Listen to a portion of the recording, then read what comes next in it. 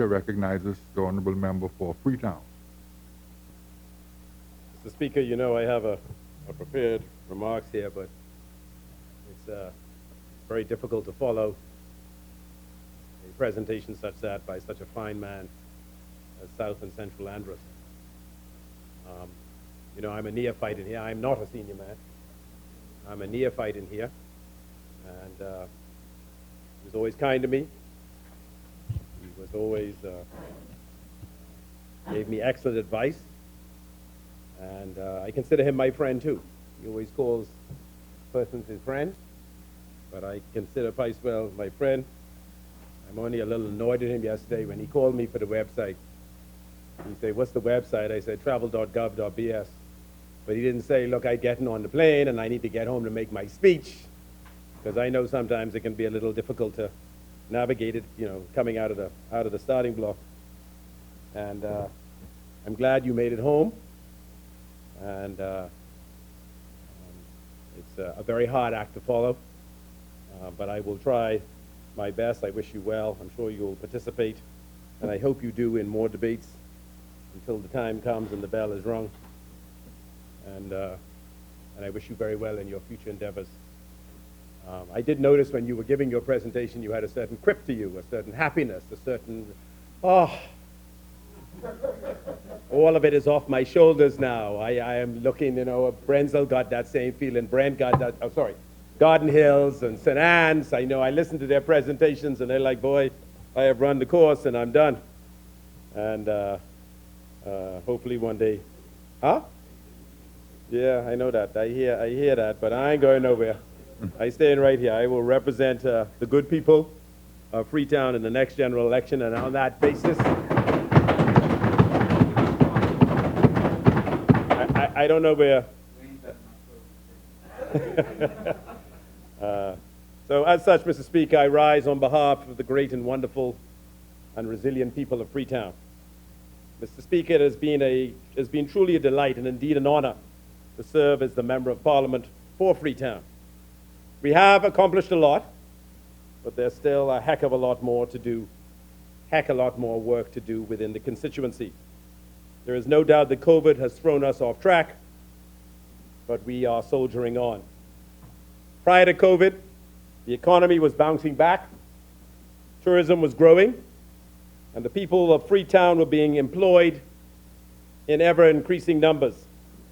It was a time when we used to say, back in 2019, that anybody who wanted a job and anybody who wanted to work could secure employment. But alas, COVID put an end to all that, and the number of my Freetown constituents that have been thrown out of work by this pandemic has been depressingly high. With the loss of their job, the stress of making ends meet has caused the misery index to rise precipitously. Mr. Speaker, there is no way anyone can spend their way out of this calamity. The person seeking assistance for light, water, rent, mortgage, education, a new job is simply too large to comprehend. And even though this government has spent hundreds of millions of dollars on income support and social assistance, more than any other government in the history of the Bahamas, enough is never enough. And realistically, the only way to fix this problem and reduce the misery index is to get Bahamians back to work in the quickest possible manner.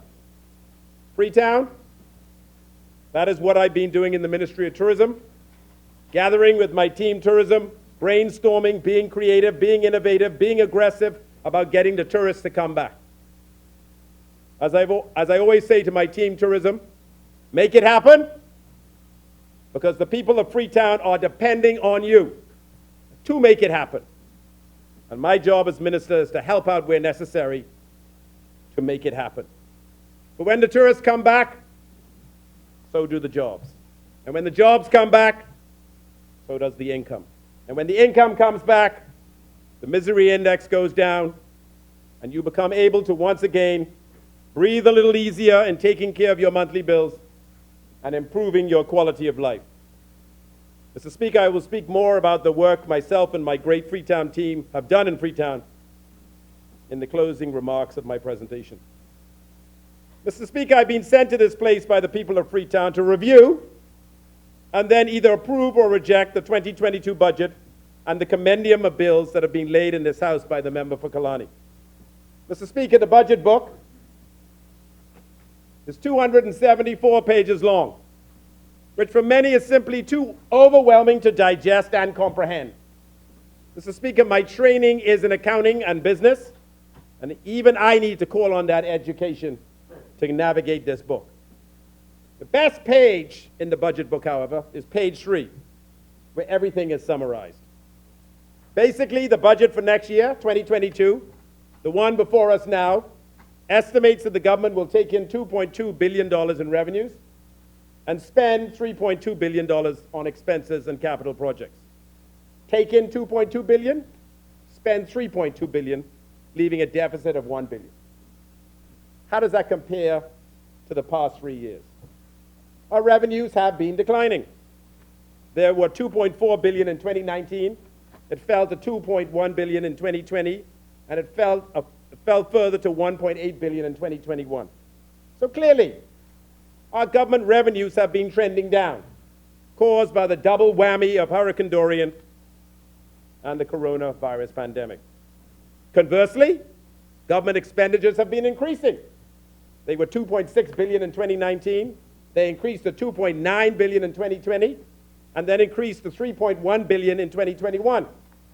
So while our government revenues have been trending down, our government expenditures have been trending up, leading to unprecedented deficits. We had the lowest deficit in a decade of $200 million in 2019, a deficit of $800 million in 2020, and the unheard of deficit of $1.3 billion in 2021. Mr. Speaker, we all know the reasons for this staggering increase in the deficit: Dorian and the pandemic. To say it was caused by anything else would be political hogwash. And Mr. Speaker, this government ain't running from the increase in the deficit. We consciously made the decision to borrow, to keep the Bahamian economy on life support as we navigated these two catastrophes. And the record will show that since coming to office, we've borrowed about $1 billion, mostly to pay off bills left unrecorded in every crack and crevice by the last PLP government. And we will have borrowed another $3 billion to contend with the effects of Dorian and the pandemic. It's as simple as that. As such, our national debt, which stood at $6.5 billion when we came to office, will increase by almost $4 billion by the end of our 5th year in office.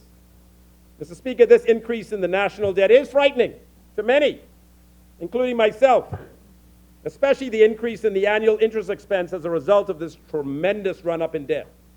But what gives me comfort, what makes me feel a little less uneasy, is the plan by the F&M to reduce that deficit over the next 2 years.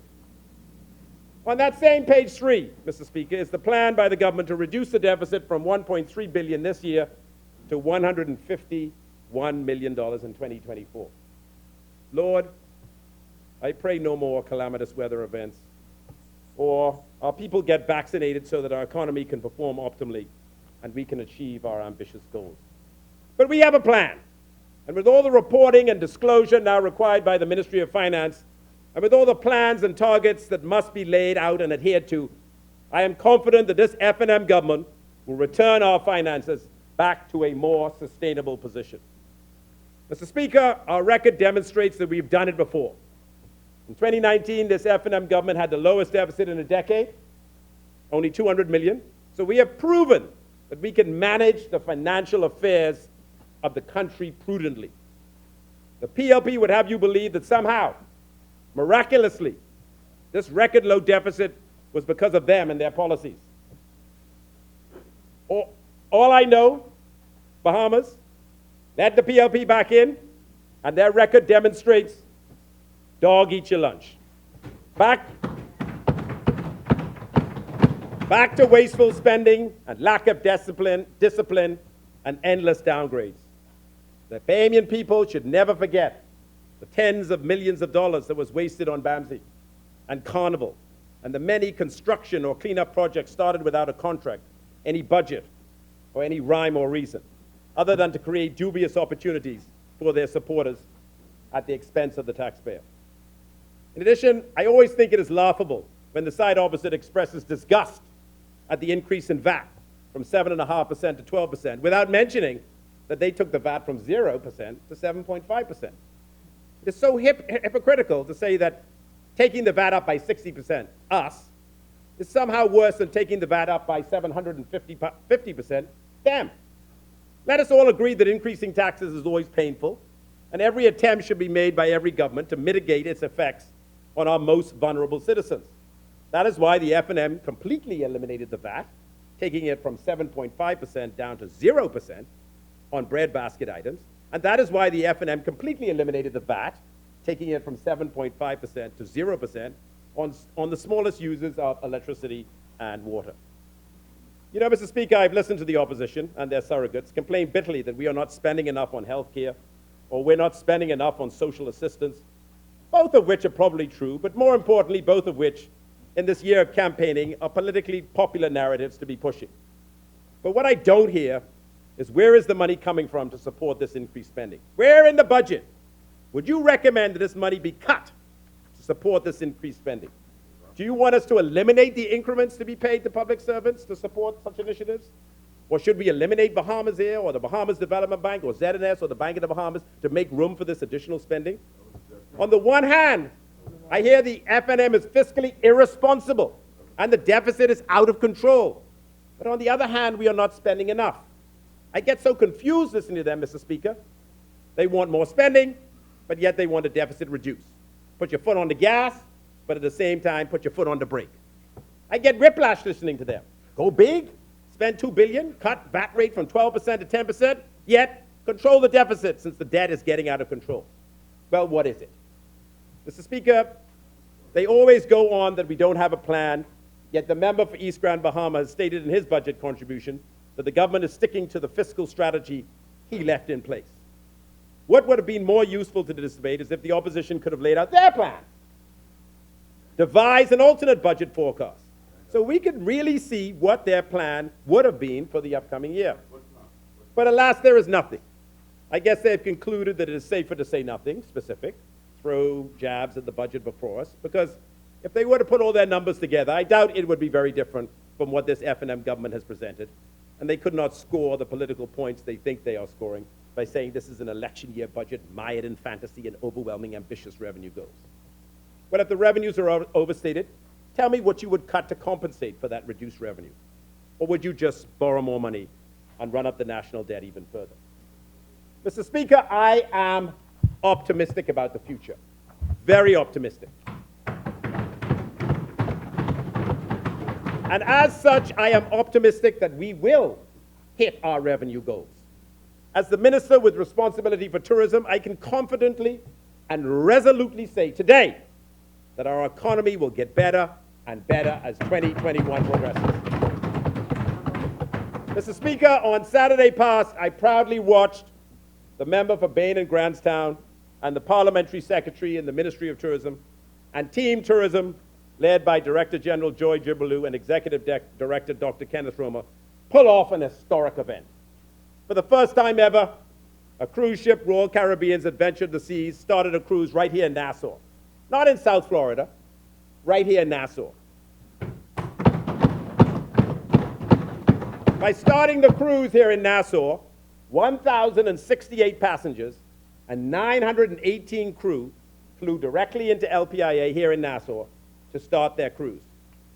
Mr. Speaker, I want you and the constituents of Freetown and Bahamians at large to think about the economic benefits that we all derived by that cruise starting here in Nassau.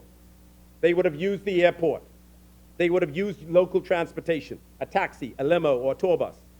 They would have invariably arrived a day or two before the cruise, so they would have used a hotel. In the hotel, they would have used a restaurant, possibly gambled in the casino, shopped in a store, or gone out on an excursion. In every one of those instances, they would have been spending money, giving out gratuities, positively impacting the income and job opportunities of my Freetown constituents and those of my parliamentary colleagues. Mr. Speaker, we are all acutely aware of the hell that has been wrought on the economy of the Bahamas by this coronavirus pandemic. We are all aware that tourism represents almost 50% of our GDP and 60% of our employment.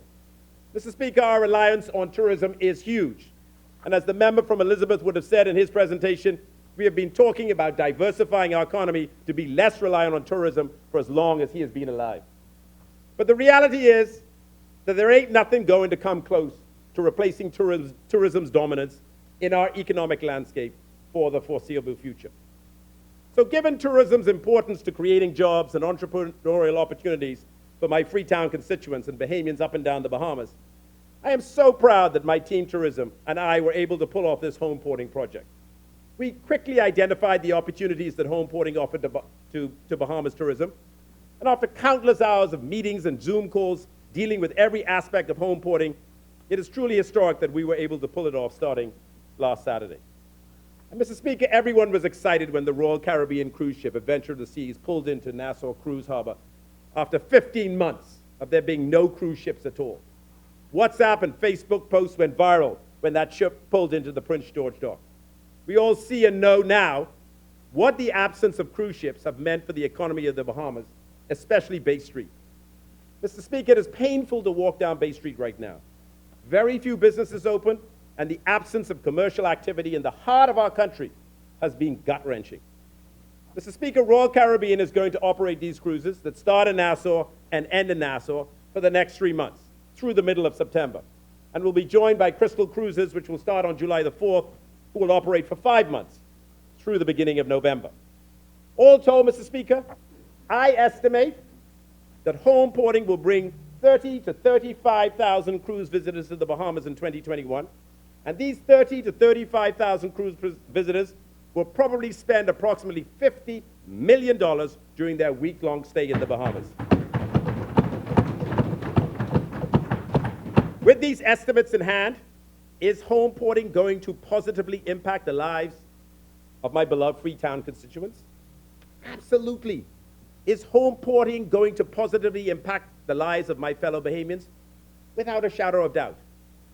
Mr. Speaker, if you don't believe me, believe what was being said on the ground.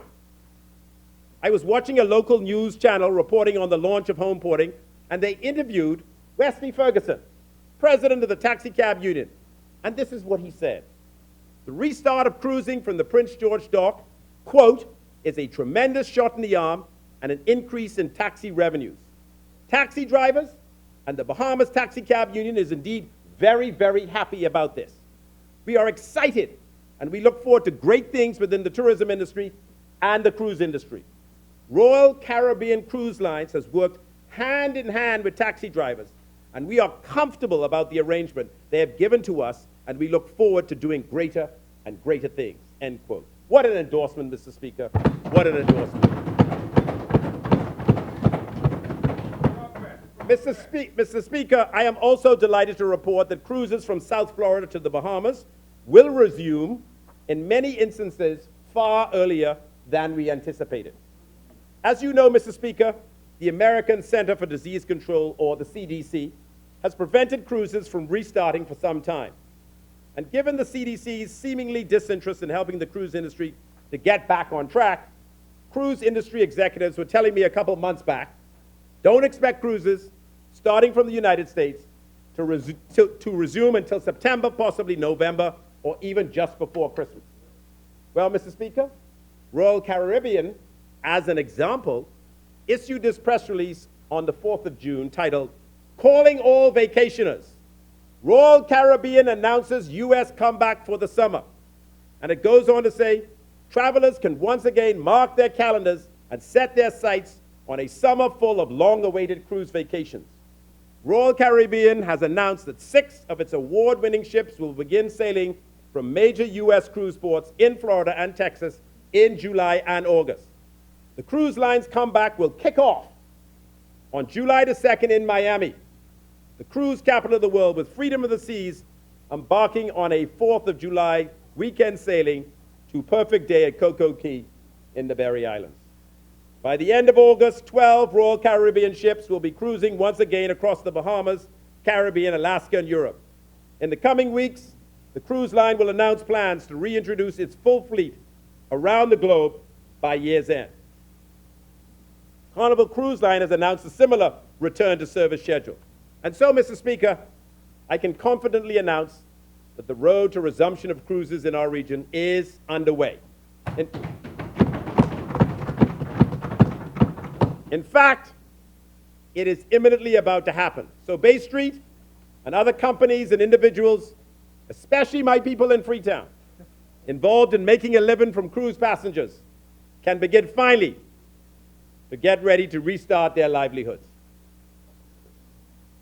Mr. Speaker, in 2019, a record-breaking 5.4 million cruise passengers came to the Bahamas, contributing almost $100 million to the Treasury in head tax and pumping almost $400 million directly into the hands and businesses of Bahamians. With the cruise business just starting to get going, I want to remind everyone just how economically impactful cruise passengers were for Bahamians, since this $400 million in spend typically does not pass through some middleman, but passes directly from the visitor to the Bahamian, with an immediate ability to spend as cash with no monies owed. Mr. Speaker, everyone can see the tremendous work underway at the Nassau Cruise Port. The cruise port, located at the Prince George Dock, is undergoing a much-needed expansion and upgrade. $250 million is planned to be spent to bring about this incredible transformation. New and expanded berths are currently under construction. An iconic arrivals hall will be built next, followed by a junketing museum, a coral reef attraction, and an amphitheater, all to be used to promote Bahamian culture and emphasize the importance of the environment to the almost 4 million visitors expected to utilize the beautiful new Nassau Cruise Port once it's completed next year in 2022.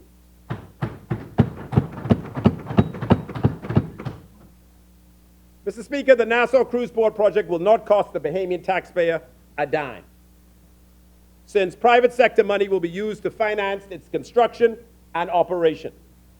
Only Bahamian citizens from Freetown and the rest of the Bahamas will be allowed to own and operate stores, stalls, restaurants, and other businesses in the Nassau Port area, not to mention the vastly improved working conditions for taxis, tour buses, and other excursion operators.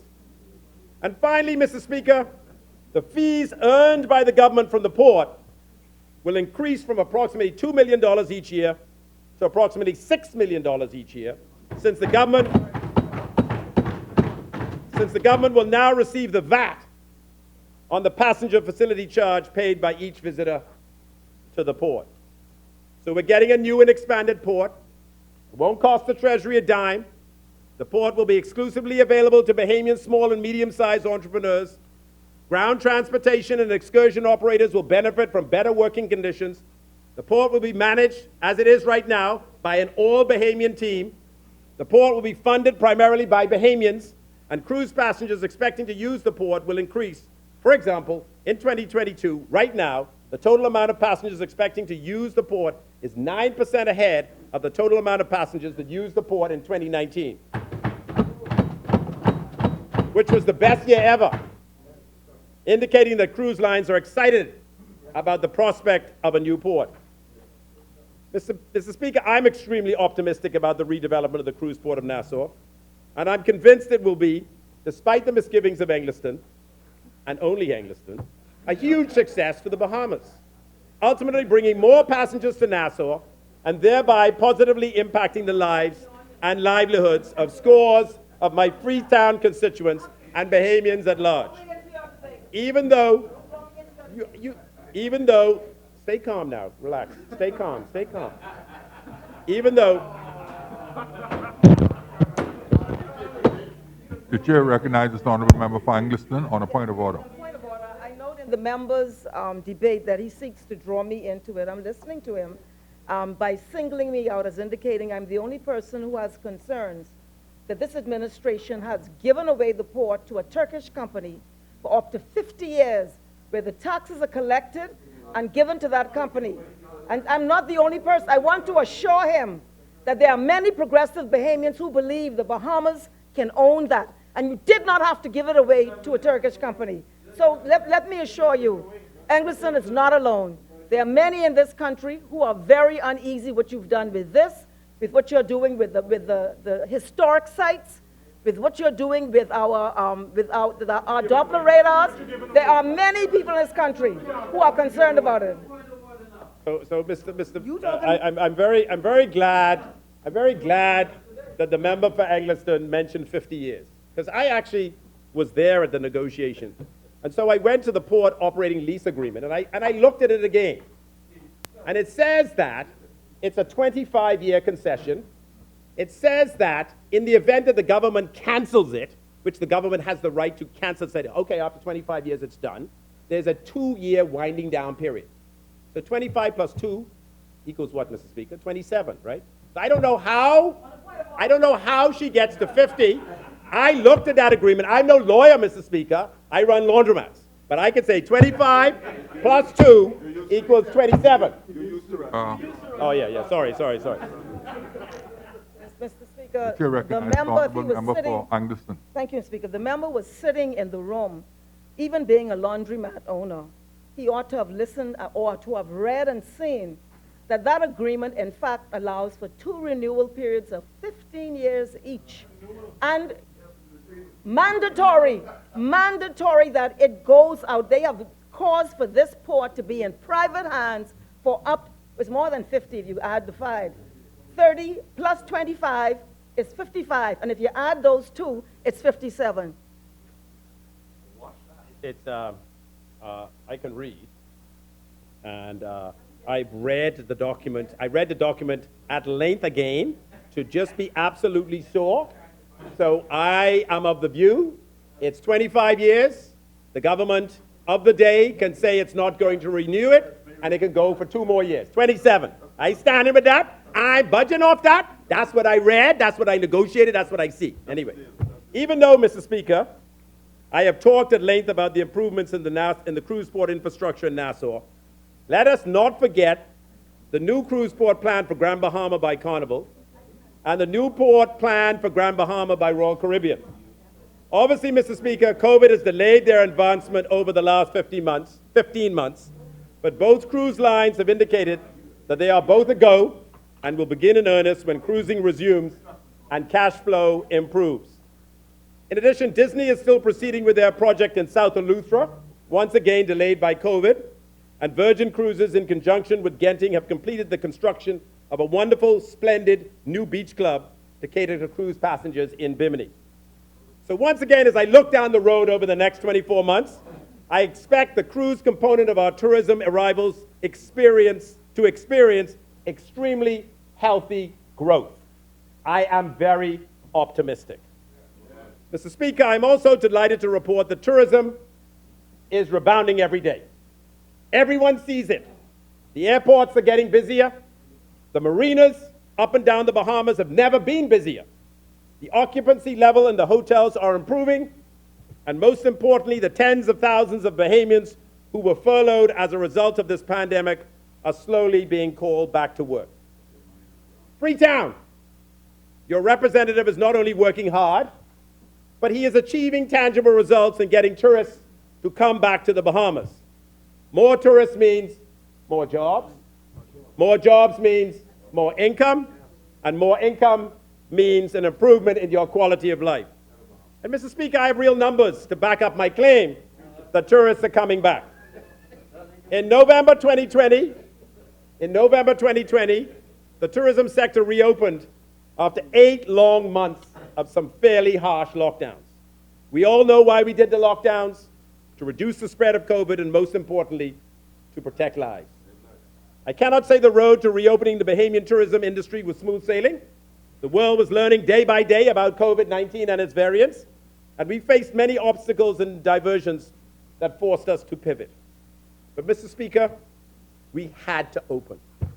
When we reopened on November the 1st, we did so with streamlined entry protocols that stood the test of time. Perhaps the most valuable component proved to be our Bahamas travel health visa requirement. I previously applauded the tourism team led by the indomitable Trevor Moss that managed the day-to-day operation of that visa. And I wholeheartedly continue to applaud them today. They do a yeoman's job, 24 hours a day, 7 days a week, 365 days of the year. Sound like a company I know. And I am very proud of their exceptional work. They understand the need for customer service. They get that.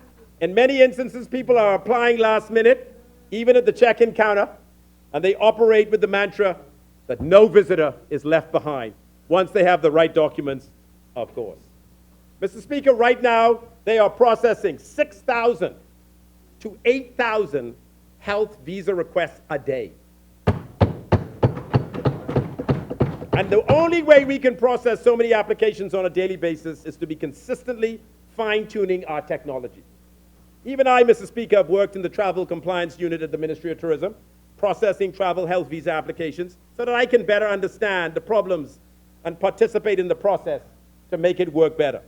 Every day, and my parliamentary secretary said he's done it too. Every day, sorry, Bain and Grandstown. Every day, we suggest ways to make it work better, much to the frustration of our programmer, Think Simple, which I am proud to say is a Bahamian company. And Mr. Speaker, it is amazing to me how many people have opined on how well our entry protocols have been launched.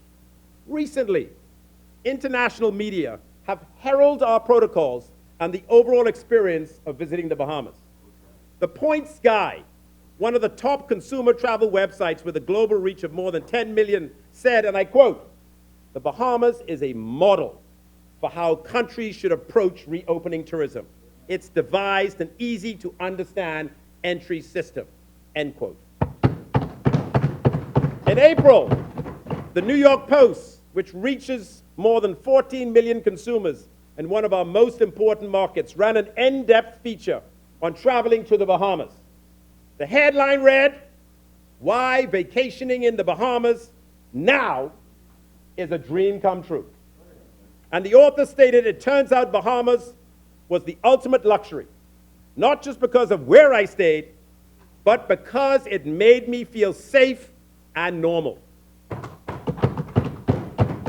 Safe and normal. You hear that, Mr. Speaker? Safe and normal. That is exactly what travelers are craving after a year filled with so much turmoil. And with the launch of our new Bahamas Health Travel Visa, they're looking to the Bahamas as the place to find their reprieve. Anyway, Mr. Speaker, back to the numbers. What the health visa has given us is numbers.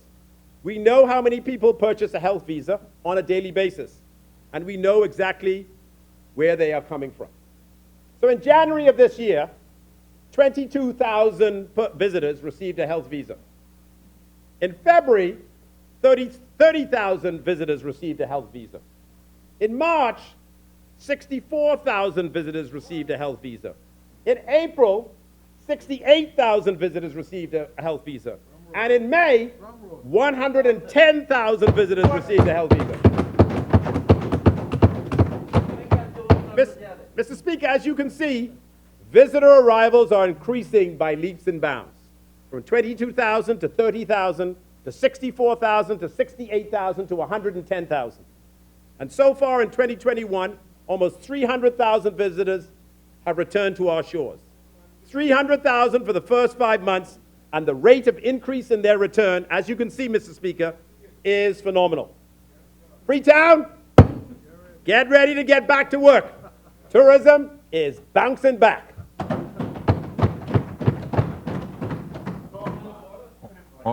The chair recognizes the honourable member for Pine Ridge on a point of order.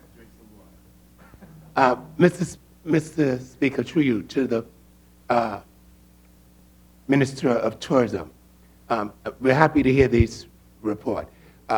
What plans, before you move into another section of your speech, what plans is the government making?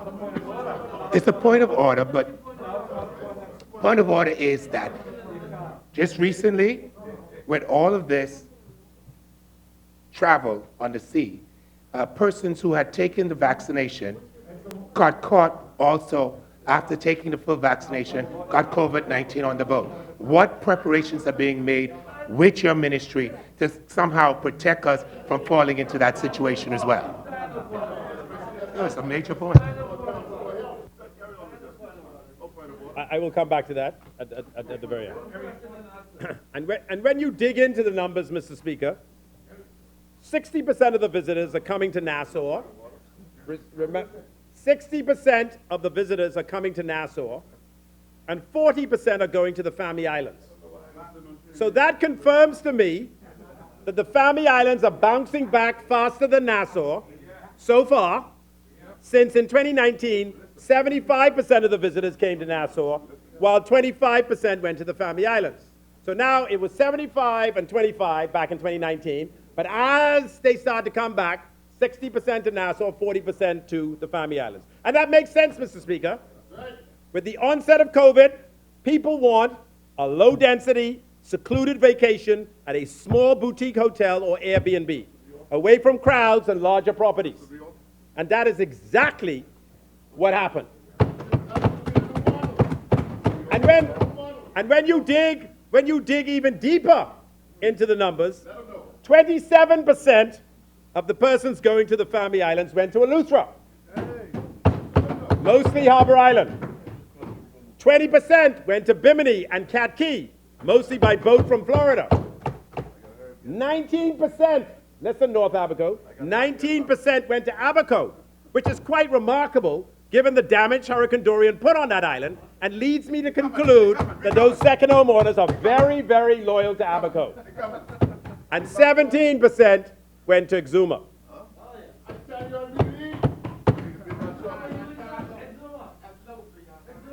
Another takeaway from these stats, Mr. Speaker, is that the more wealthy visitors are returning first. The amount of private jets, the amount of private yachts, the amount of persons seeking the most expensive accommodation we have to offer, that segment of the business has returned the fastest. One hotel owner in Harbor Island said from his lips to my ears, quote, "Whatever you're doing, it's working for us." You would have heard the member for North Eleuthera, say in his remarks that the marina at Valentine's is having its best year ever or had its best spring ever. And one hotel manager here in Nassau, which caters to the rich and famous, stated that their revenue from the sale of room revenues, is better than 2019. What? Yes, food and beverage is down, but people are coming, paying more, and are staying much longer. Wow. Why? Because where they come from, the management of the COVID situation is far, far worse than what was happening here in the Bahamas, indicating to me that we must be doing something good. So, Mr. Speaker, while our visitor numbers are down from 2019, I contend that the spending is not down by as much. Mr. Speaker, I heard that Exuma had to say about the revenues in the budget, pie in the sky, not in any way achievable. But like the good CEO that he is, he knows that it's always good to set ambitious targets and push your team to meet those goals. And based upon what I see in tourism, I am very optimistic that they are attainable. Mr. Speaker, I must say I am blessed to have the best group of public servants that work along with me in the Ministry of Tourism. Over the past 457 days, since March the 16th, 2020, when we decided to close our borders to tourists, and I announced in this place that there would be no tourists, Team Tourism has done an awesome job navigating this nightmare. I must say we were all shell-shocked and depressed at the beginning of 2020 when we were forced to shut down completely and stop building up further the record 7.2 million foreign visitors that had come into the country in 2019. Travelers from around the world know the refrain, "It's better in the Bahamas." But when I took office in 2017, there was much room for improvement. Indeed, incremental arrivals to the country were below those of 2016, and tourism segments, especially the key stopover visitor, was not growing. What's more, in 2017, the Bahamas and the entire Caribbean region stood on the precipice of a historic hurricane season that brought Irma and Maria, along with a tidal wave of negative media headlines warning of broad, sweeping Caribbean devastation. It was evident that tourism urgently needed a reset to build demand and drive an increase in visitor arrivals. We needed to get the better in the Bahamas swagger back and inspire travelers to fall in love again with the beauty, diversity, and wide array of gorgeous islands and keys that our country has to offer. That's why in 2017, my ministry focused on aggressive efforts to promote our destination, from digital content targeted directly at our key audiences to effective marketing partnerships with Expedia and TripAdvisor, and the execution of strategic public relations storytelling, media, and influencer visits. We fired on all cylinders to separate the Bahamas from others in the region who had not fared as well.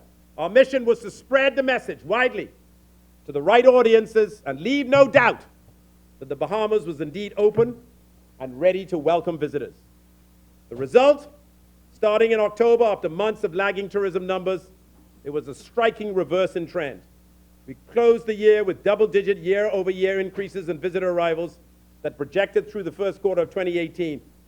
International air capacity began to grow, and scheduled direct flights had increased by more than 15%.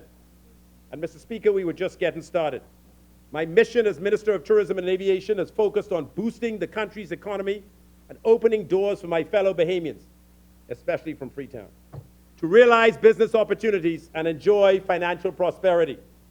Specifically, my goal has been to expand airlift and increase the number of stopover visitors, attracting travelers to our islands who will stay for several days and inject money directly into our economy, right into the hands of the many, many ordinary Bahamians from Freetown who rely on tourism for their bread and butter.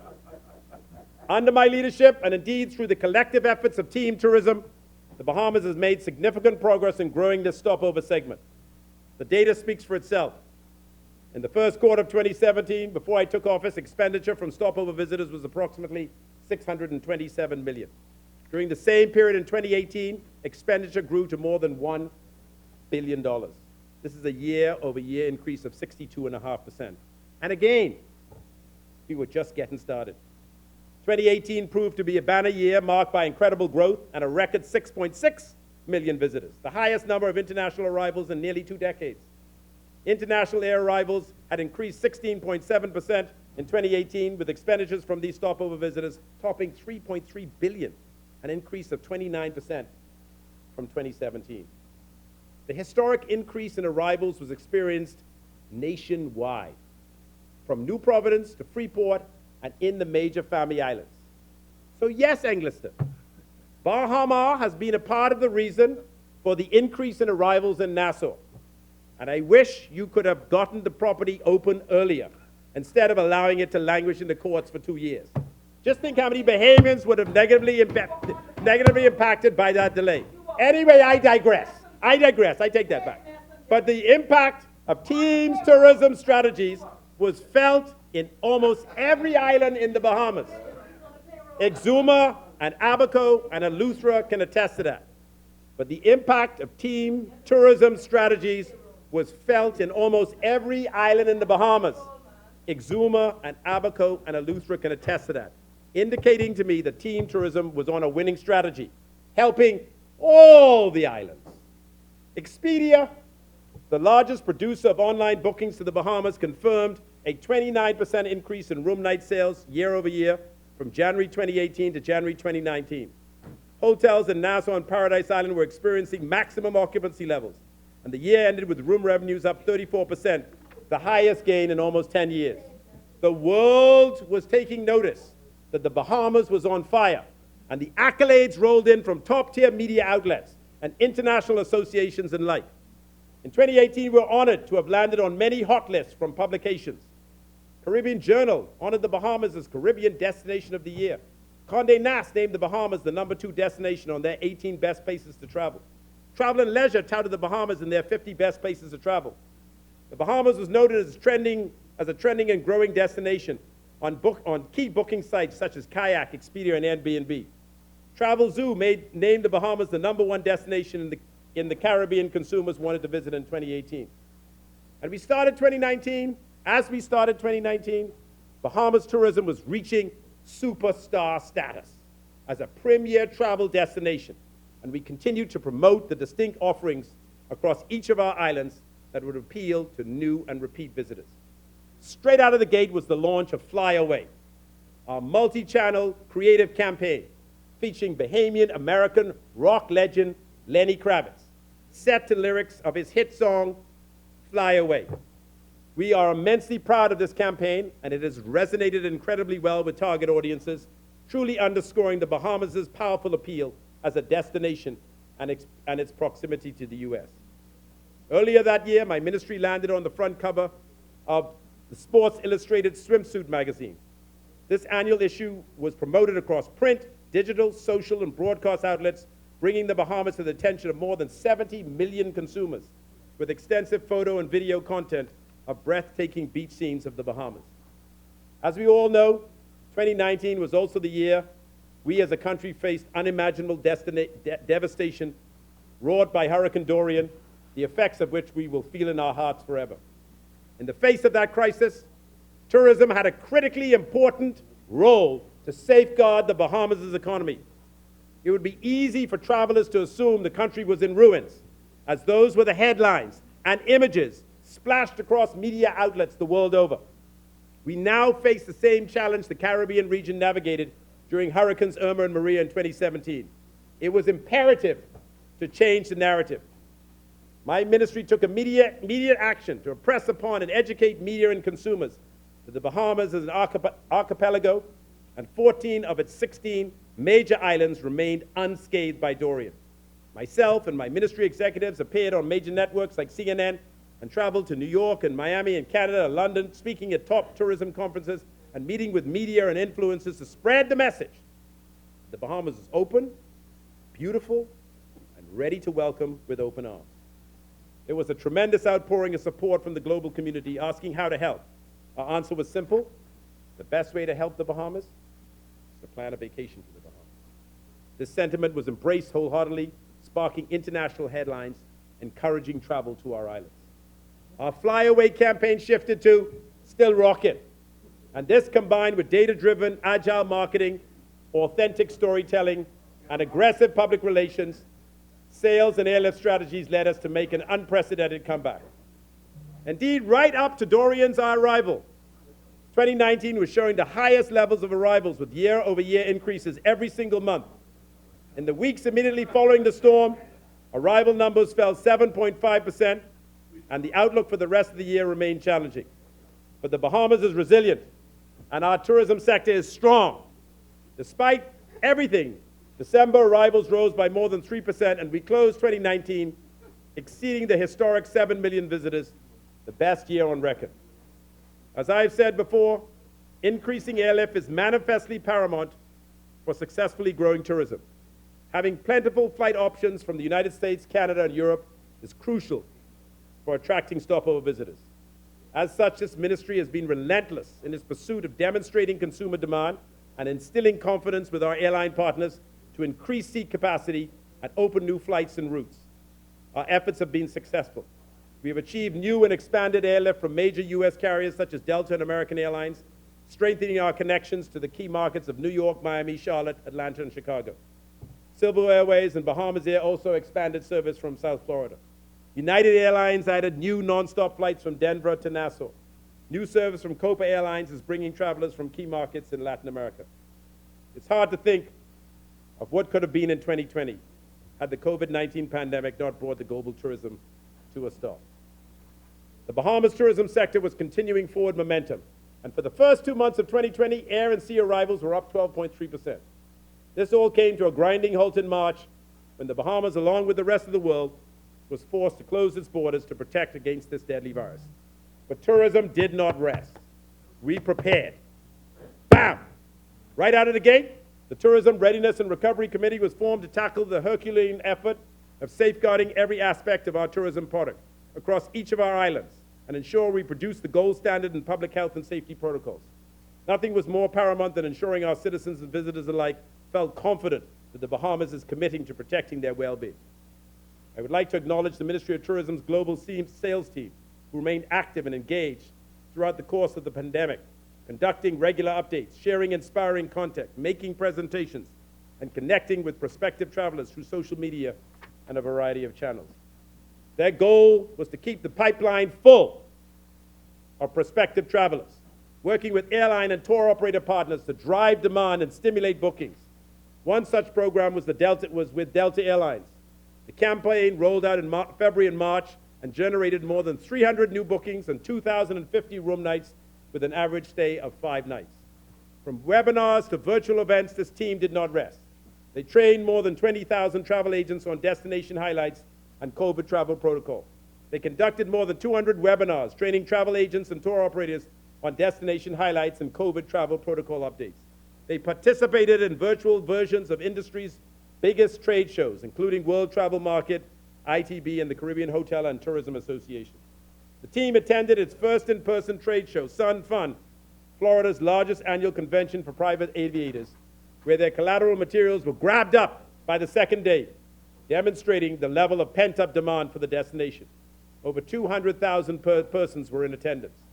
The efforts of the sales team are paying off in dividends, and we are seeing the results of these tireless efforts, particularly with group sales.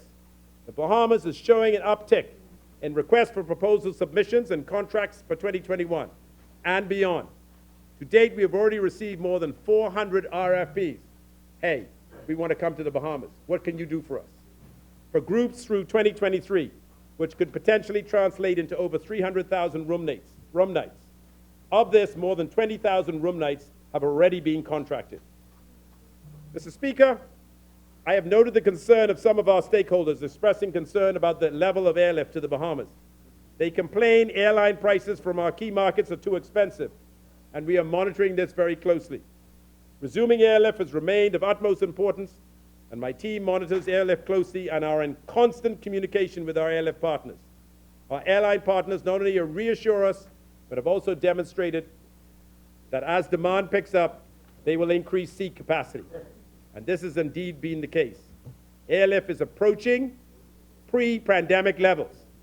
And we are nearing the return of all major airlines from key markets in the United States, Canada, Europe, and Latin America. We are starting to see new markets open and partners adding increased capacity to existing routes. Mr. Speaker, the lifeblood of this economy remains the stopover visitor, which is why we are watching with great excitement as major hotels across the Bahamas continue to safely reopen. Atlantis was one of the first to open in December, followed by Bahama, Hilton, Sandals Exuma, Viva Wyndham Fortuna Beach, and many others. New developments are rapidly coming online, such as Resorts World Bimini, which recently debuted its magnificent new private beach club. Margaritaville Beach Resort here in Nassau is set to open in July. The new water park and a huge new beautiful restaurant will be opening at Bahama during the July 4th weekend. Many more reopenings and new developments are on the horizon, including the complete renovation and upgrading of Sandals Royal Bahamian, which is scheduled to open in the first week of November, with almost 1,000 Bahamians returning to work.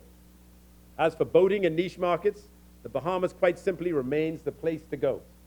For more than 25 years, the Bahamas has maintained a top spot in Scuba Diving Magazine's Reader's Choice Awards, and 2021 was no different.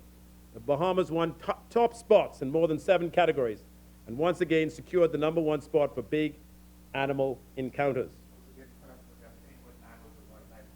On our 2021 summer boater flings are almost all fully subscribed, which is an indicator that our boating market will return to previous year's records. Earlier this year, the Bahamas made a historic appointment of 14 new diving and boating ambassadors. These hand-selected professionals are considered the best of the best in their category and are influential experts in scuba diving, boating, travel, underwater photography, media relations, and marketing. Mr. Speaker, one of the most incredible accomplishments of team tourism has been the complete relaunch of Bahamas.com. Mr. Speaker, more and more of our visitors book their vacations online, and almost all of them do their research about possible destinations online. I complained bitterly when coming to office that Bahamas.com desperately needed a refresh and an upgrade, since that would be the first gateway experience by a visitor thinking about a vacation in the Bahamas. As such, 2020 saw the tourism communications team go into bunker mode, where they work quietly and diligently on reimagining a new website. Mr. Speaker, it is clear to me that the momentum is building, and the Bahamas stand once again at the foundation of something major. I'm quite sure that the good times are back within reach. In fact, Forward Keys recently reported that the Bahamas should obtain just over 80% of its 2019 volumes in stopover visitors this summer. Mr. Speaker, that is amazing. Our numbers are coming back quicker and stronger than we could have ever imagined. Just 3 months ago, and once again, Freetown, your MP and his team at tourism is working day and night to get our economy back on track and as many Bahamians as possible, as many of the constituents as possible, back to work. The last year has been excruciatingly difficult for everybody, every person in the Bahamas, and to have our vital tourism sector back and thriving, it is an accomplishment that we should all be proud of. I said before that tourism is everyone's business, and the success of tourism is everyone's reward. Together we have fought and persevered, and together we have much to look forward to. Mr. Speaker, I am fully vaccinated, both shots plus 14 days. And to ensure that our tourism-led recovery remains on track, it is absolutely essential that as many Bahamians as possible get vaccinated. As you can imagine, Mr. Speaker, ain't nobody who want travel to no country that has high levels of COVID. And vaccination keeps the level of COVID down. That has been proven in almost every country where vaccination levels are over 70%.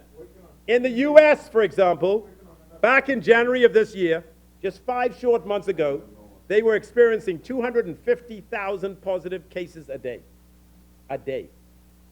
Now, with the robust rollout of the vaccine, those cases are now down to an average of 11,000 cases per day. And the number of daily deaths has dropped significantly. So we see with our own eyes that vaccines work at not only reducing the number of COVID cases, but also stopping the spread of the virus. If you are vaccinated and you get infected with COVID, you're almost over 90% less likely to pass that infection on to somebody else, like an elderly and vulnerable parent or grandparent in your home. Many Bahamians are skeptical about the virus. I've heard all the reasons from, I'm scared of needles, to Bill Gates trying to exterminate black people. Whatever your reason, the vaccine has been proven in many countries and communities to save lives. And this is what it's all about, saving lives. By getting vaccinated to the point where we achieve herd immunity will allow the government to remove these truly annoying and restrictive measures presently in place, like curfews and lockdowns and limits of the size of family gatherings. It will also signal to the world and to our tourists, our lifeblood, that we got COVID licked and we are a safe place to visit. Once again, more tourists means more jobs and opportunities. And more jobs means income, and more income means an improvement in one's quality of life. In closing on this section about tourism, tourism is back, improving every day. Once again, Mr. Speaker, I am confident about the immediate future. I am confident that we will bounce back faster and more robustly and be back on track in the shortest possible time. Mr. Speaker, I now turn to the second half of my ministerial portfolio, which is aviation. Mr. Speaker, clearly the highlight in the aviation sector was the conclusion of decades upon decades of talks between the Bahamas and the United States about the management of the sovereign airspace of the Bahamas. On the 1st of May 2021, the Bahamas assumed for the very first time the management of its sovereign airspace.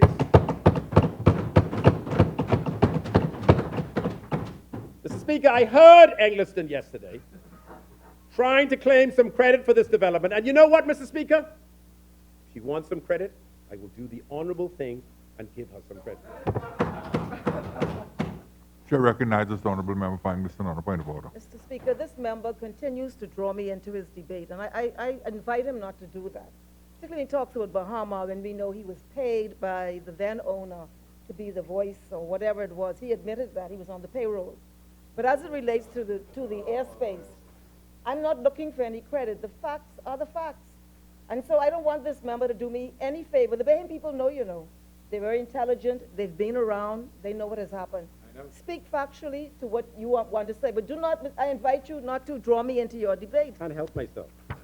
But as I said before, over and repeatedly in this place, Eggleston had an immensely qualified team of Bahamian negotiators, who she refers to often, heading down the wrong path, in my opinion. And that is why, after 10 years as Minister of Aviation, she could not bring it home. The chair recognizes the honorable member for Engliston on a point of But the order. member is misrepresenting in a fundamental way the nature of this entire enterprise. When we took office, and for many years, the Americans were controlling our airspace. We were not involved in the process. It was the Christie administration that engaged the United States of America and entered into a legal arrangement that caused for the Bahamas to be able to control its own airspace. This member found the door wide open and just walked through. Please. What he did, No, and what this member did was... No. Yes, no. Oh, no, come on. Mr. now. Speaker? You know better than that. Mr. Speaker? You know better than that. This member could not have done anything were it not for that major step with the Bahamas and the Americans agreeing that the Bahamas would control its own airspace, would collect its own overflight fees, and would have an expanded airspace. This member merely capitalized on the work that he found when he took office. Really, Engliston? Really? Oh, come on, man. You could do better than that. Oh, my God. No, I mean, anyway. The bottom line is this. Did you ever, after 10 years as Minister of Aviation, did you ever generate $1 from the use of our patrimony, the airspace above our beloved Bahama land, by foreign airlines? Anyway, Mr. Speaker, commencing on the 1st of May 2021, aircraft landing in and departing out of the sovereign airspace of the Bahamas, aircraft flying solely within the sovereign airspace of the Bahamas, and aircraft flying over the sovereign airspace of the Bahamas will start for the very first time to pay fees to an entity solely owned and operated by the government of the Bahamas. Mr. Speaker, for that reason, the Air Navigation Services Agreement signed with the FAA on the 1st of May 2021 was historic.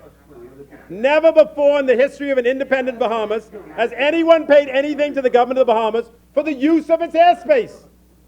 Aircraft using the sovereign airspace of the Bahamas paid fees directly to the FAA, and once again, the Bahamas received not one red cent from this arrangement.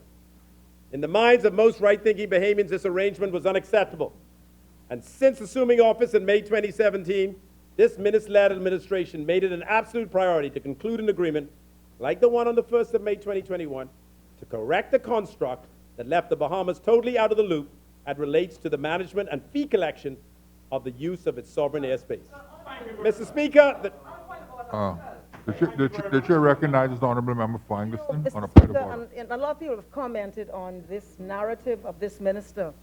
If you make advance, speak to your advance, but do not seek to rewrite the truth of what has happened in this country. The truth is, Mr. Speaker, and the member has misrepresented the truth. The truth is that the Bahamas government entered into an agreement with the Americans to do several things. One was that we would take control of our airspace. This minister did nothing in that regard. He met that protocol in place. Secondly, we agreed with the Americans that we would collect our own overflight fees. He did nothing to advance that cause. He met that foundation in place. The difference between the approaches of the two ministers' administrations is that the Christie administration, along with the support of the United States of America, had agreed to an expanded airspace, which would have meant more revenue to the Bahamian people. That is the difference. This member is what he did, what the position they took, and if that's what they want to do, that's fine. Another administration will take a much more patriotic view to the issue. We would take a stronger view. But this is the position of this administration, so be it. They're not going to be in government forever. But what the prior administration was doing was looking at an expanded airspace. Speaker. An expanded airspace, and that's the difference between the two. They have worked out an arrangement with the Americans where the fees would be collected and the Americans would not charge for the service, which I find very interesting. I find that very interesting. Speaker, the details of how we got it done have already been talked about. But the most important thing is that we got it done. And not only did we get it done, we convinced the Americans to manage our airspace. For the time being, they were doing it anyway, to manage our airspace for the time being, free of charge, until we could grow the capacity and infrastructure to do it ourselves. You like to read agreements? Read the agreement. Yes, Mr. Speaker, the FAA is going to provide this service to the Bahamian people free of charge, except one tiny little $80,000 fee for the provision of data. What a deal, Mr. Speaker. What a deal. We will get to keep all of the millions upon millions of overflight fees for the payment of one $80,000 fee. Wow. I'm delighted to hear Golden Isles. I was delighted to hear Golden Isles make reference to as much of this milestone achievement as he was allowed to do, which was not much, but he was right. We were finally getting something from one of our greatest natural resources, the sovereign airspace of the Bahamas.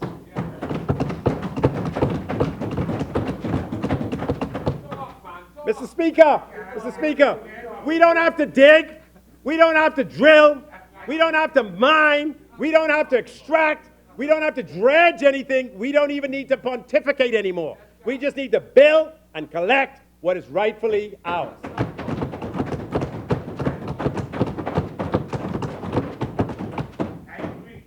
And while the numbers have not been finalized, we estimate that we will collect at least $20 to $25 million in overflight fees annually.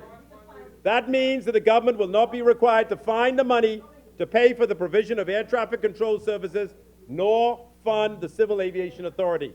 These departments can now be paid from the overflight fees, and the amounts that used to be spent on these departments can be used to assist the constituents of Freetown and other Bahamians in meeting their most pressing needs. Huh?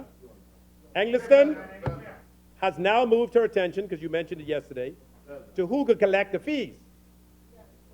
Once we get past, at least we got fees to collect discussion, the negotiating team, led by lead negotiator and lawyer Brian Clinton, is working on the details and how this collection will occur. We will first have to understand the process of getting data from the FAA and how that will be translated into bills that can then be sent to IATA for collection. IATA is the organization that gets all the money when a ticket is paid for and then breaks the total amount down and distributes all of the entities that get a piece of your airline ticket. So when you pay for your airline ticket, a piece go to the airport, a piece go for security, a piece go for overflight fees, and IATA is the organization that breaks it all up and sends you the cash. Currently, we are using the same consultants that guided us through the FAA negotiations, and since we have not done this before, we want them to help us set up a best-in-class system that maximizes the amount of money that goes to the Bahamian people. Yeah. Yeah. Huh? No. For the 10 years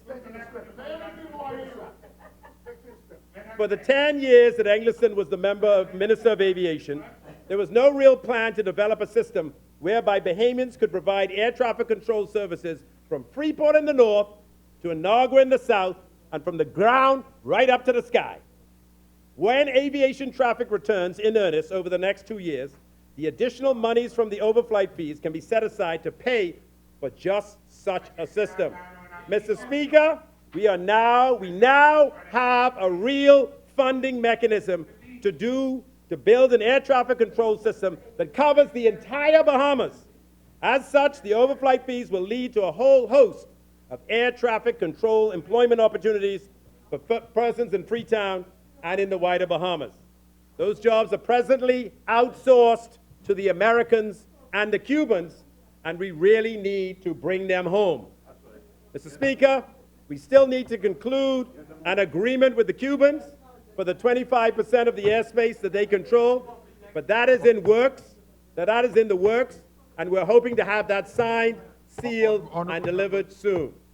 Mr. Speaker, my aviation portfolio includes the Civil Aviation Authority of the Bahamas, the Bahamas Air Navigation Services Authority, Airport Authority, NAD, Nassau Airport Development Company, Nassau Flight Services, Bahamas Air. in order to centralize these, in order to centralize these units and augment my overall effectiveness, the Cabinet of the Bahamas formed the Department of Aviation to assist in the management of all these aviation-related entities.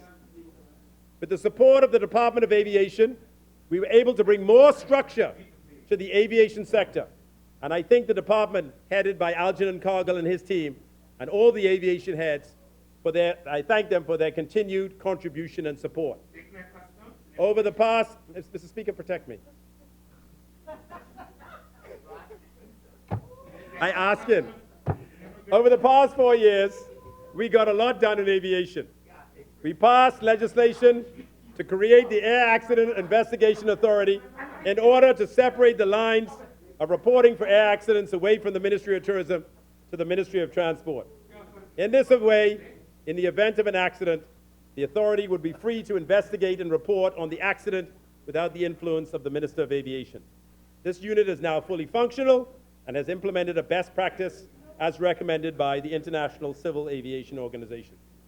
By legislation, the Minister of Aviation will not have any ministerial responsibility for air accident investigations, and our government shifted this responsibility to the Minister of Transport. We created the Bahamas Air Navigation Services Authority to manage the provision for air traffic control services as well as collect the overflight fees. And we repealed Engliston's Civil Aviation Act 2016 to replace it with a new Civil Aviation Act 2021 and a new Civil Aviation Authority of the Bahamas Act 2021 to allow for the regulators of the aviation sector to operate more nimbly and keep up to date with the ever-changing international rules and regulations that regulate the sector. The passage of the new Civil Aviation Authority of the Bahamas Act 2021 has also laid yet another foundation for our aviation sector to compete in the global arena as a sought-after aircraft registry state. Our consultants are still busy working, and within the next few months we will introduce to the world the newest aircraft registry state, where the Bahamas will attract aircraft registration and exponentially increase the revenues in this sector, or rather decrease government's funding from the aviation sector. Through this process, we have also readied our aviation sector for an audit by the International Civil Aviation Organization later this year, and while there remains work to be done in order to ensure that we pass this rigorous audit, we are well on the way to audit readiness. Mr. Speaker, our airport infrastructure program, Long Island show up, will position Bahamian Family Island airports as profit centers, commercial centers, and modern facilities that Bahamians will be proud of. Already under construction is the Great Harbor Key Airport that is now about 70% completed and will open for business with a new 5,000-foot runway by the end of this year. Barry Islands, you hear that? I say that the airport in Great Harbor Key is about 70% completed and will open for business with a new 5,000-foot runway by the end of this year. We have already broken ground on the Exuma International Airport, and this $65 million project will position Exuma as the hub for the southern Bahamas and create opportunities for expanded flights to Exuma from North and South America as well as Europe. Now, I heard yesterday that when I came, I met all the plans in place. I met all the plans in place. I met some plans not almost, but 75% completed, but they weren't completed. So they were not completed because I was intimately involved in bringing them to completion. So I know that. Huh? No, because what I did, no, listen to me. I went down to Exuma, I had a town hall meeting, and they said that the airport was too small, so we had to expand it. That's what your people told me. That's what they said, and that's what we did.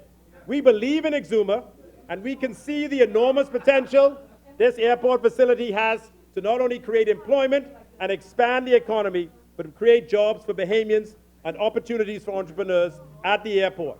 And the area immediately surrounding this nearly 60,000 square foot facility. North of Luthra, we haven't forgotten you, and your airport will come. We are in the final stages of, you got land problems up there. We are in the final stages of the land acquisition required to finalize the contract with our consultants. and your airport will become a reality. In the meantime, I'm advancing a proposal to provide a... Honorable members, Wait, this member for Freetown This is a has the feisty floor. house. Mr. Speaker, protect me, man. In the meantime, I am advancing a proposal to provide a temporary solution north of Eleuthera. North of Eleuthera, you listening? It's a temporary solution to expand the square footage of your facility that will immediately improve the safety of airport employees and passengers. It's only a temporary solution. Mr. Speaker, we plan for the future, and this temporary facility will be able to relocate to any other airport under construction or where there is need for space. It will be hurricane rated and affordable and will be approved imminently for development. Long Island! I'm not going to keep you waiting any longer. Your airport is out to tender. And the tender submissions are due within the next 3 weeks. Mr. Speaker, I want to be absolutely clear to the people of Long Island. Your airport is going to get built. Come hell or high water. When finalized, you will have a modern $18 million international facility known as the Long Island International Airport in Deadman's Key that will be positioned in our tourism marketing program as offering direct commercial flights to North and South America for the first time in our history.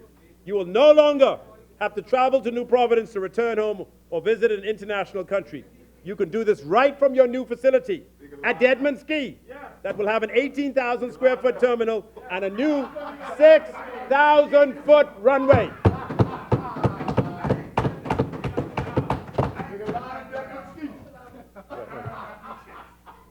The chair recognizes the honorable member for Englishton. I'm proud of you. I'm proud. That's a sign of maturity. Thank you. Mr. Speaker, I thank the member for yielding when he talks about the traveling from the United States to Long Island. I'm wondering if he can advise the status of the pre-clearance that he announced that was supposed to happen from Florida. Are you able to advise us on that?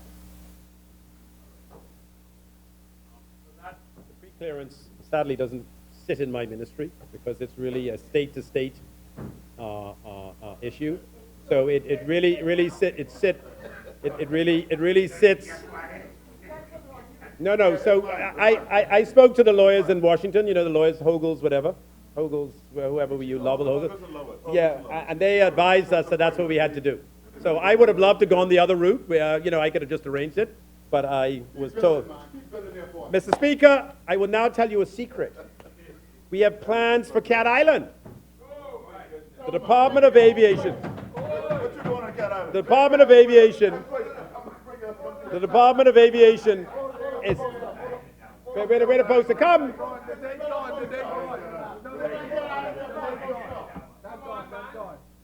The Department of Aviation is preparing a request for proposal to sort through the many offers it is receiving from around the globe to enter into a PPP with a private sector partner to develop the Newbite Airport. I expect that this RFP that is currently under development will be issued to the market early in September 2021.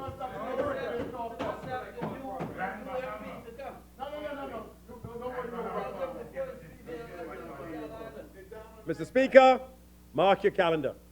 At the end of June 2021, we will hold our first market briefing to update the global market on the RFP that is currently under development by the Department of Aviation and our oh yeah, there it is. See, now, Mr. Speaker, we got to improve that. We got to improve that. That's what we're looking to improve. That's the convertible airport, yeah. So we're looking to improve that. And people are coming in with RFPs to try and improve Cat Island. We will, at the end of June 2021, we will hold our first market briefing to update the global market on the RFP, the request for proposal, that is currently under development by the Department of Aviation and our IDB-funded airport consultant, Lee Fisher. This request for proposal will include our airports in Freeport, Exuma, North Eleuthera, Great Harbor Key, San Salvador, Abaco, and Long Island, and provide the opportunity for investors to partner with the government of the Bahamas in developing, financing, modernizing, and managing these airports, similar to the successful model currently in existence at the Lynden Pindling International Airport with the Nassau Airport Development Company, or NAD. We have created two SPVs, special purpose vehicles, Freeport Airport Development Company, or FAD, and the Bahamas Airport Development Company Limited, or BAD, that will operate both the Freeport and other identified Family Island airports independently of the Airport Authority in much the same way as NAD manages LPIA. I'm very impressed with the work being done by the aviation team, led by the Department of Aviation, who also successfully managed the transition of the Grand Bahama International Airport over to the Airport Authority. I want to now publicly thank all of the employees at the Grand Bahama International Airport, our employees now, who accepted an offer of employment to join the government's 100% owned Freeport Airport Development Company for a job well done with this rather seamless transition. I do recognize that there is more work to be done, and some of the immediate plans call for repairs to the air traffic control tower and the installation of a new elevator, the construction of the customs building, and creating more office space at the facility for our employees. A budget has been reserved for this work, and proposals are concurrently being reviewed by the Airport Authority's team.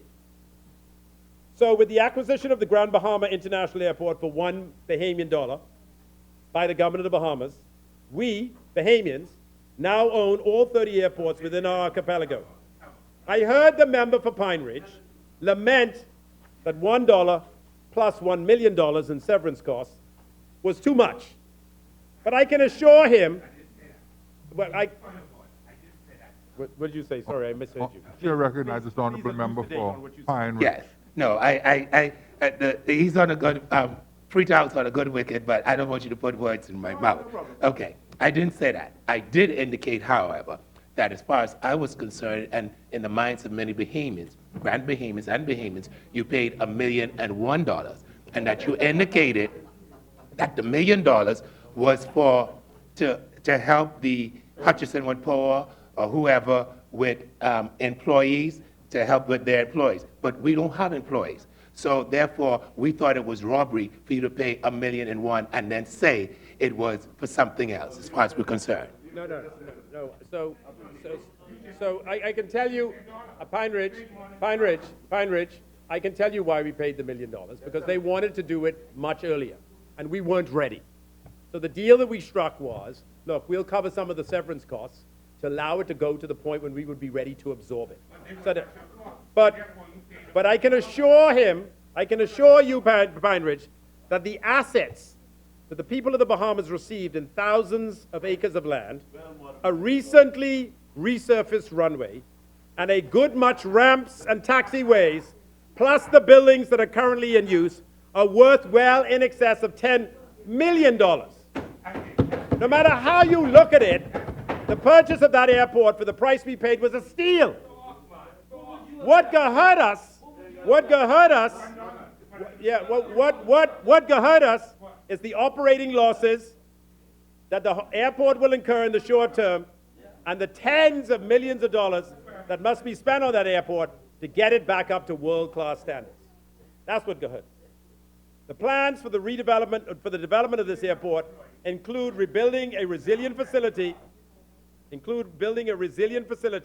that can withstand storm surges and monster storms and maximize all of the commercial opportunities inherent in a 12,000-foot runway and aprons at this facility. I'm convinced that this airport should be used as a cargo hub and mirror the marine setup for cargo at the Freeport container port.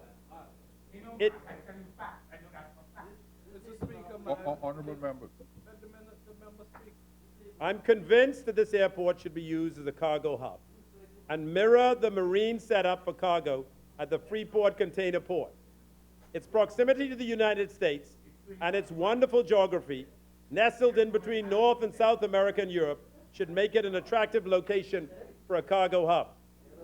So, stay tuned, Pine Ridge and Engliston, to the market briefing when we will update the global market on our plans for Grand Bahama and all our Family Island airports included in the request for proposal that will lead to the selection of public-private partners for our airport facilities. The process will be open and transparent, and we expect your inevitable constructive feedback. So stay tuned to the... Mr. Speaker, this is a good opportunity to now expand on the Airport Authority, the unit which owns every government airport in the Bahamas.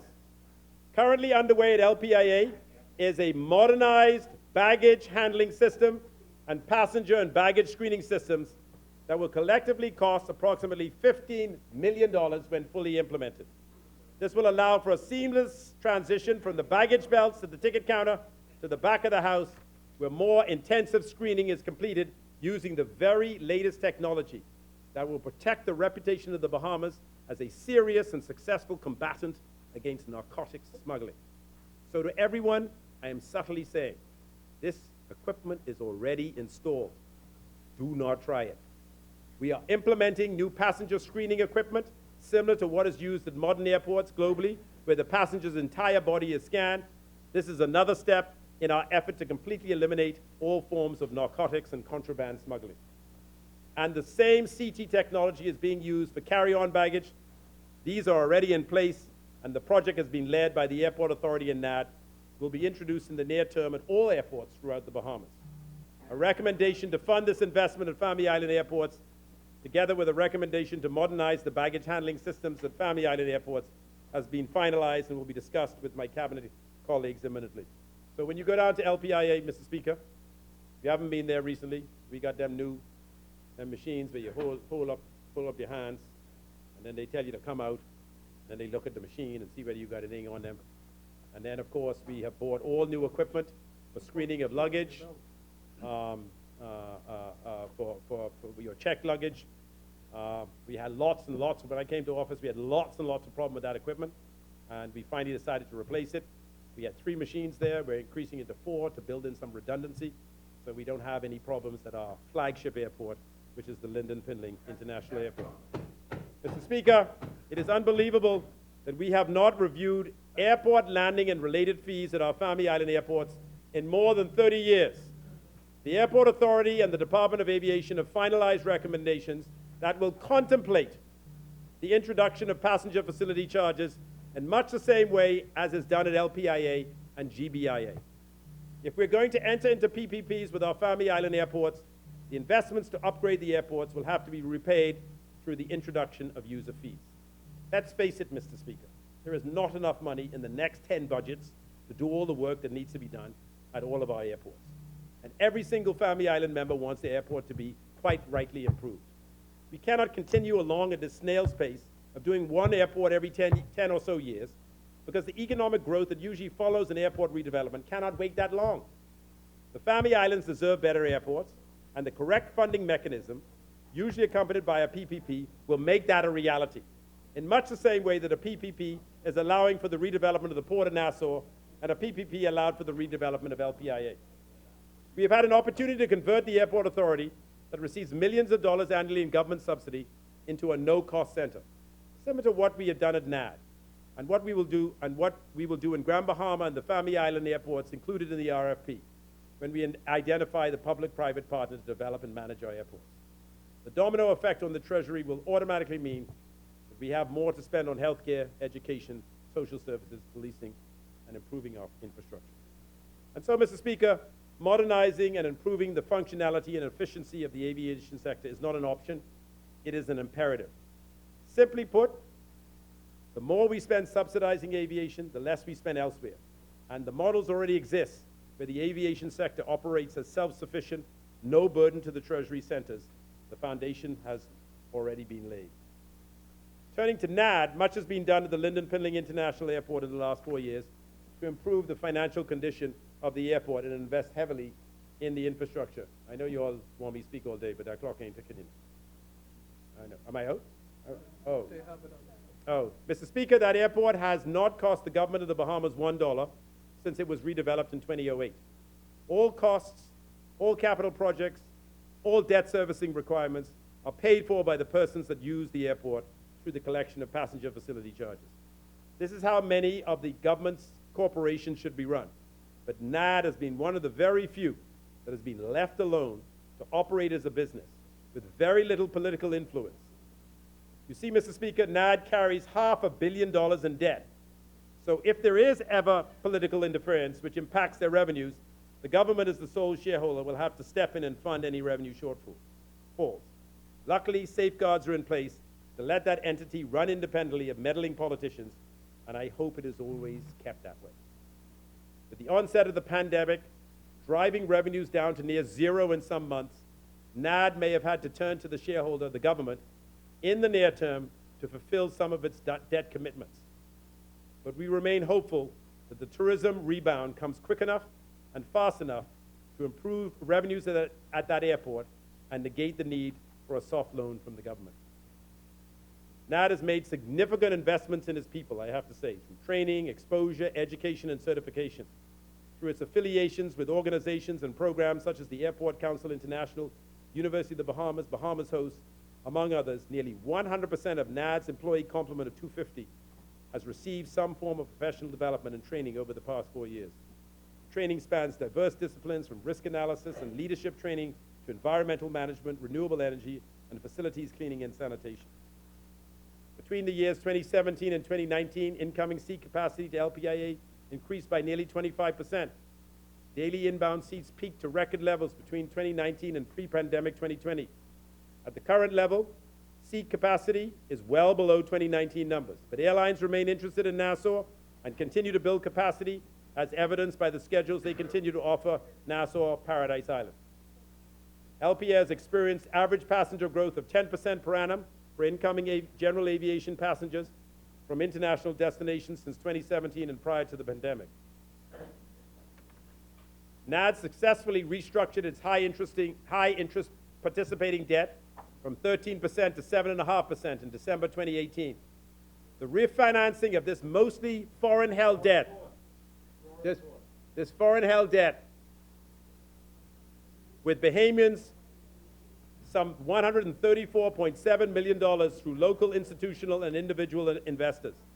This resulted in a net savings to NAD in reduced interest and conversion costs of $7 million per year. The savings also represented the opportunity for NAD to realize a significant reduction in net loss. In fact, the organization saw a positive net income for the first time in 2019. The move projects the payment of some $9.6 million in interest to these all Bahamian investors at the 7.5% rate, compared to $16.8 million at the 13% rate of interest to foreign entities. So you see, what we did down at NAD is we took this high interest foreign debt that was going to foreigners, we brought the interest down to a reasonable level, we asked Bahamians if they wanted to participate in it, they said yes, we raised $135 million locally, and now NAD is paying Bahamians, instead of paying foreigners, the interest on its debt. With assurances from the government of the Bahamas, NAD successfully gained waivers from its lenders to manage its $500 million debt servicing requirements during the COVID-19 pandemic and keep the airport operational. With the month-by-month recovery of travel, it is hoped that the airport will not have to draw down on any government guarantees.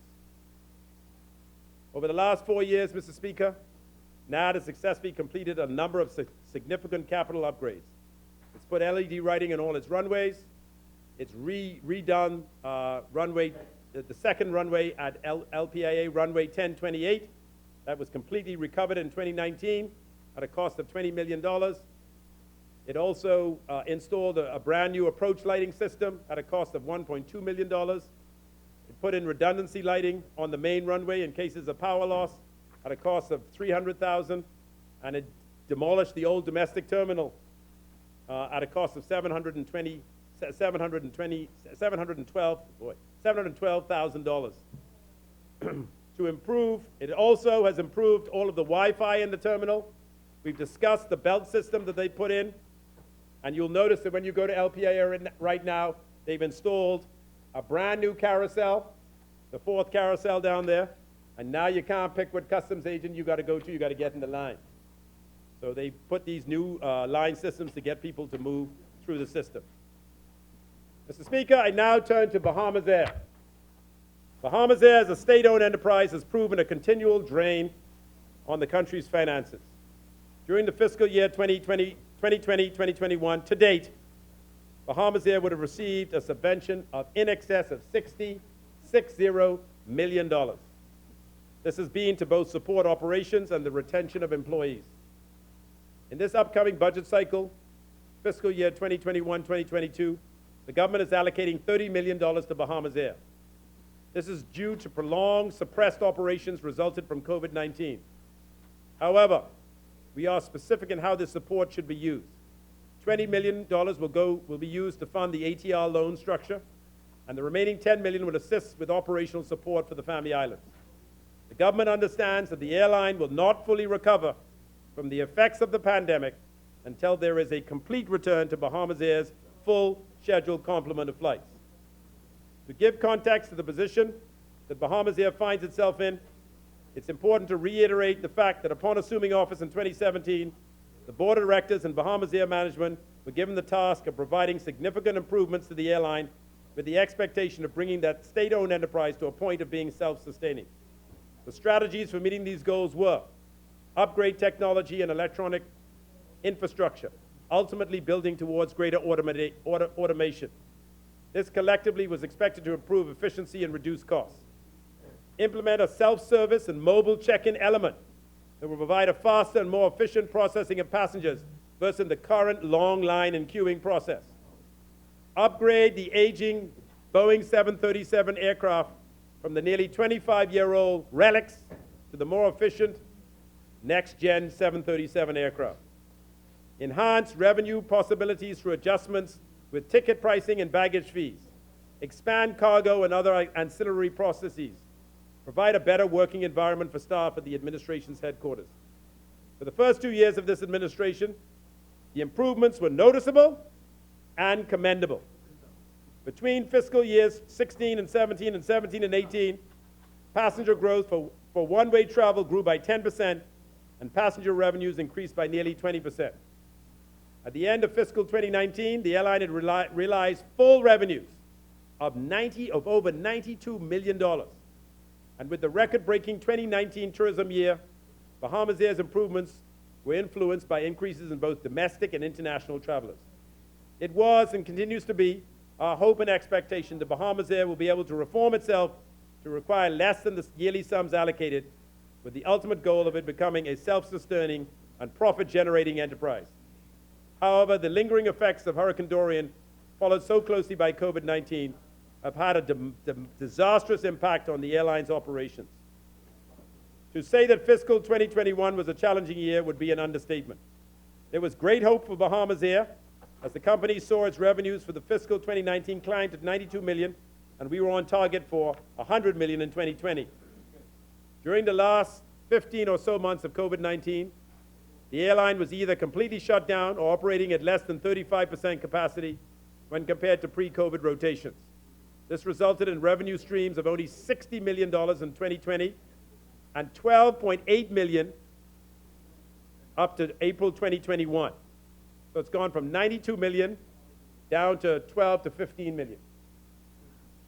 Notwithstanding the economic hardships, Bahamas Air is taking a strategic look at the way in which this airline operates, and every effort is being made to enhance revenue and reduce costs, in addition to putting in place additional accountability and cost control measures.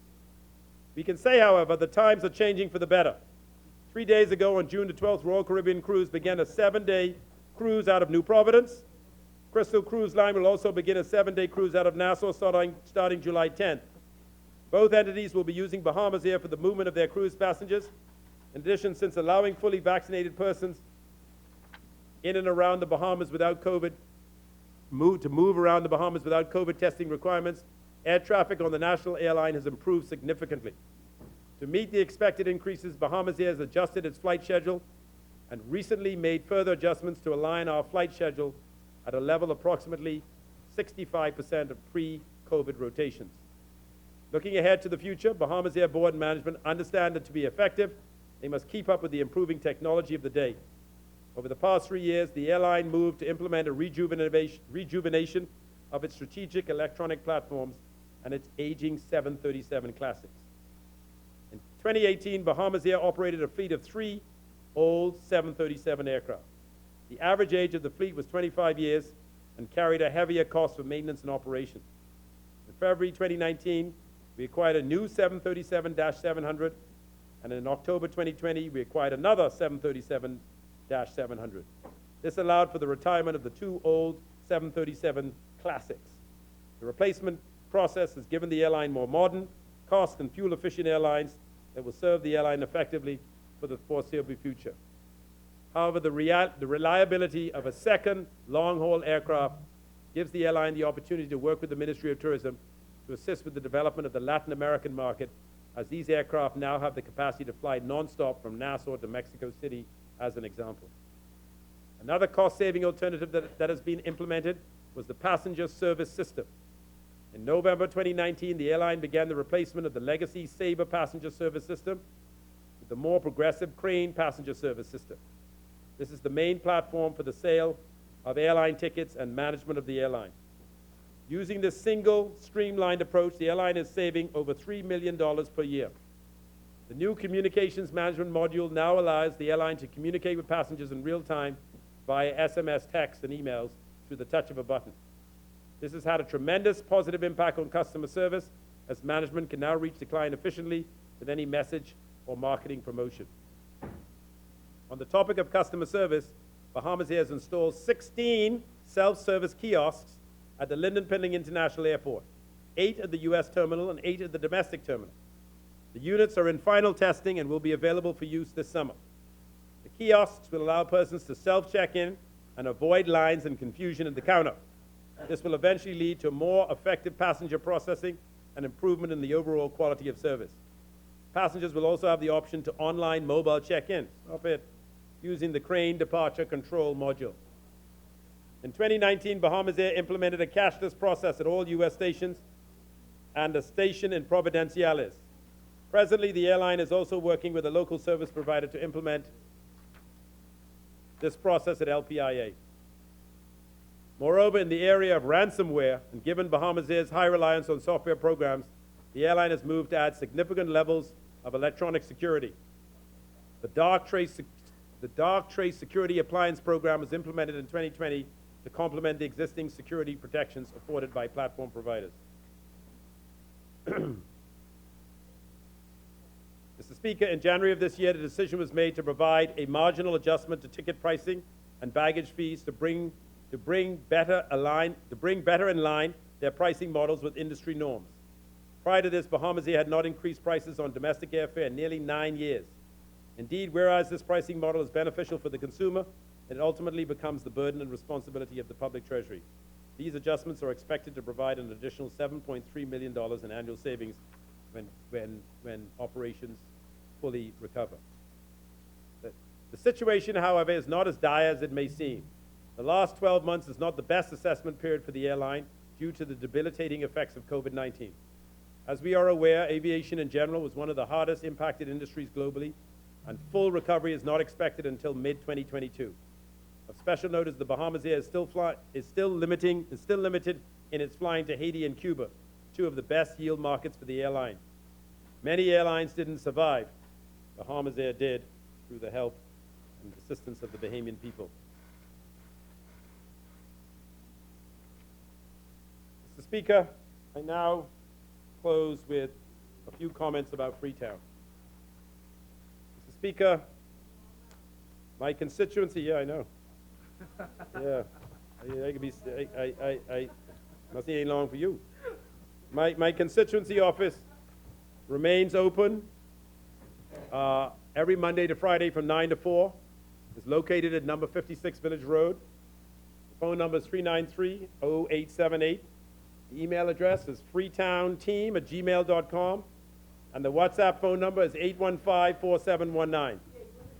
My official Facebook page is Dionisio D'Aguilar, MP Freetown. I have met with hundreds of constituents for personal office hours and have been meeting virtually via phone calls and WhatsApp video calls since I suspended face-to-face office hours due to COVID-19. I want to publicly thank my fantastic Freetown constituency office team for all their hard work, patience, and assistance. If you're waiting to speak to me as your MP, or if I haven't gotten back to you on an issue, please call me.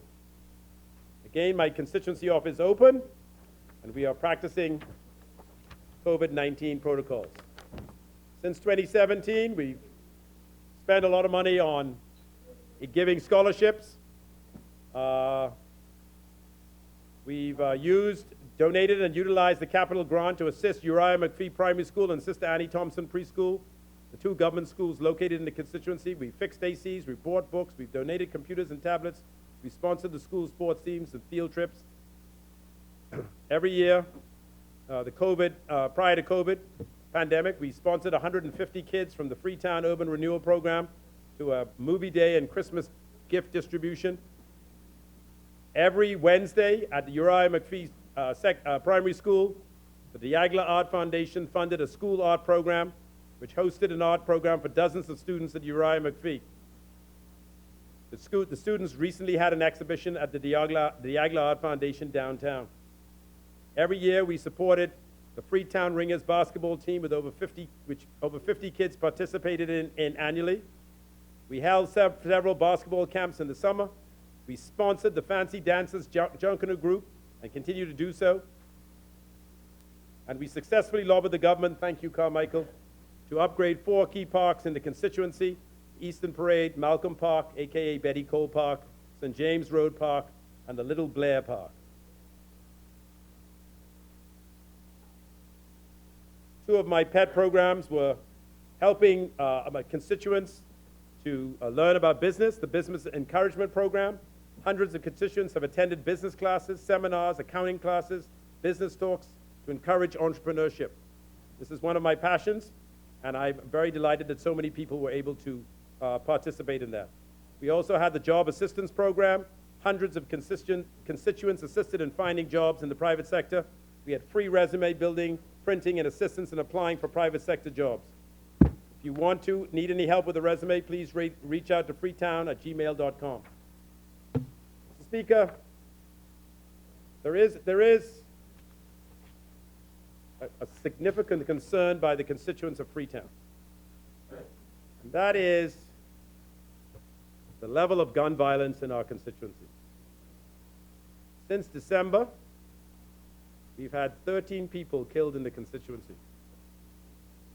And so this is a major concern for the constituents. They've been calling me nonstop, seeing what we can do to dial the mood of the constituency down. I think, Mr. Speaker, with all honesty, the police will probably have to have another go at this constituency in connecting with the young people. I think that this rapid circle of violence is deeply concerning, and it seems to be quite considerable. It simply cannot be ignored anymore. So I'm going to be meeting with the Wolf Road Police Station executives and the Commissioner of Police to see what we can do to improve the relationship between the police and the constituents. It's deteriorated as of late. A lot of claims going back and forth, but we really have to take another go at reducing the amount of gun violence and the amount of murders that are taking place in the community. I think that's it, Mr. Speaker. In closing, Mr. Speaker, with a rebound in tourism afoot and with a corresponding improvement in the aviation sector, I remain extremely optimistic about the future. Freetown, therefore, supports the 2021-22 budget and the accompanying compendium of bills. Thank you, Mr. Speaker, and may God bless the good constituents of Freetown, and may God bless the Commonwealth of the Bahamas.